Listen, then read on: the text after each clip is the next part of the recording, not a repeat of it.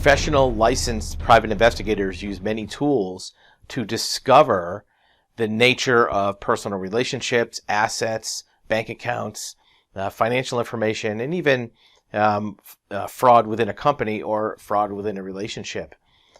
Social media has become a valid source for obtaining information. A lot of times subjects will lock down things like Facebook or Instagram, which makes it difficult. But the connecting of different social media platforms or accounts is really the role of an investigator or even a private citizen doing their own investigation, not just looking at one platform. To that end, one of the frequently overlooked platforms is Venmo. Venmo doesn't seem like it would be a social media platform or a source of identification. However, Venmo, in disclosing the financial transactions, will many times show the counterparties and locations of the subject, the account holder. There's a really good article that came out a couple years ago in Slate magazine, which talks about this, and it's called "Following the Money: Why I'm Addicted to Stalking Friends" transactions on Venmo. And Venmo transactions, as you've seen, will show who charged who, and in this case it's blocked out, but it could be Joe Schmo charged Sally Smith for gas, or for March Spectrum, or Passover Uber ride.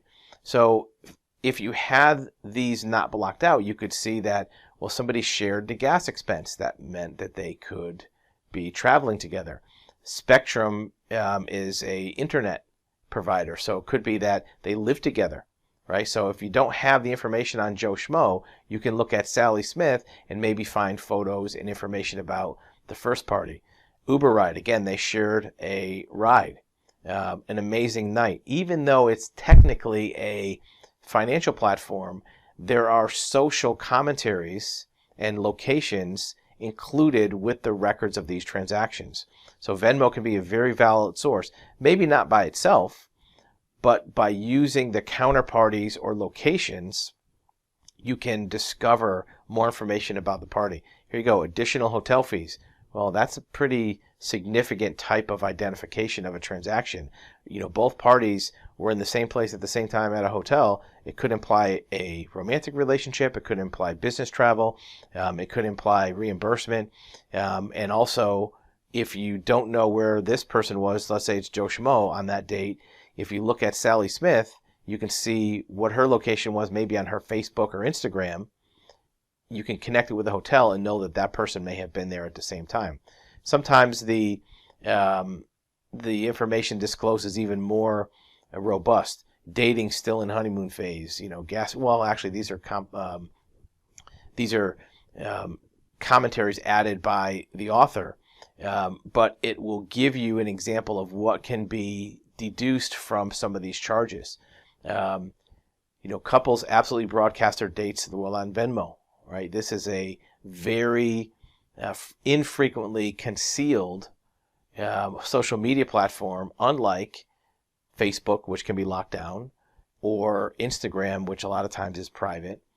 Using Venmo as an entry point to the party's activities can help lead to other places to look for information. For example, if they have Spectrum Internet, you may also find that they have a Spectrum Internet email address.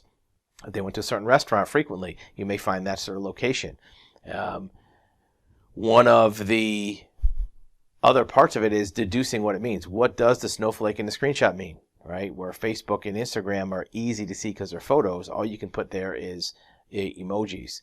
So using Venmo as an entry point into the habits, financial transactions, counterparties, relationships, but even sometimes Venmo is paid to reimburse for very specific commercial transactions at a hotel, at a restaurant, utilities, rent. It will give you an insight into where to look next for the location, relationships, travel habits, and even spending elevation of a party. If you find that a party is spending $800 or $900 a month on eating out, that'll give you some insight into what their current financial condition is, and maybe a source to look for hidden assets or bank accounts that may not be able to be discovered initially from direct investigations.